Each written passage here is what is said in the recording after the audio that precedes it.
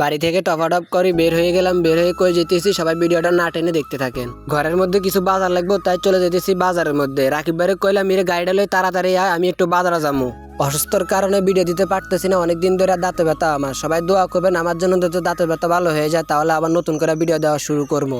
আমাদের গ্রামের অপূর্ব সৌন্দর্যগুলো আপনাদের মাঝে তুলে ধরলাম। ভিডিওটা কেমন হয়েছে জানাইন। রাকিবে আমার কইতেছে হালাগ্রা হালা আধা ঘন্টা ধরে খাই রয়েছি, তোর লগে আইনে কোনো খবর নাই। আমি কইলাম ইরে আড়ি তো আইন লাগে, রাস্তা কোনো কম নেই। হর লাভ দৌড়ি গেলাম মিশিটার মধ্যে, লাভ দৌড়ি দেখছি না যাইতে গেছি শাঁসা করে কন্দি গান্ডা। আসল কথা হচ্ছে মুদারকুজ যাই ইমানটা ভিডিওটা সবাই চাইতে না করে এক নজর সবকিছু দিয়ে চলে এসেছি টাওয়ারের মধ্যে। আল্লাহর রহমতে টাওয়ারের বাজারটা অনেকটাই উন্নত হয়েছে। আল্লাহর মধ্যে কোনো কিছু দিক কমতি নাই, এনারা সবকিছু এনে আইলে হাই যাবেন। জালমুড়ি খান, ফুচকা খান, চা দোকান, মুদি দোকান, ফল দোকান সবকিছুই পাই যাবেন এখানে আইলে। তো কষ্ট করে ভিডিও বানায়, হাইলে একটু ফলো করে দিয়েন পেজটা। দেখছেন নি মেইন রোডের কি অবস্থা, বাঙ্গি চুরি হাসা কিনার ব্যাগ ব্যত হয়ে গেছে এন্দি আই।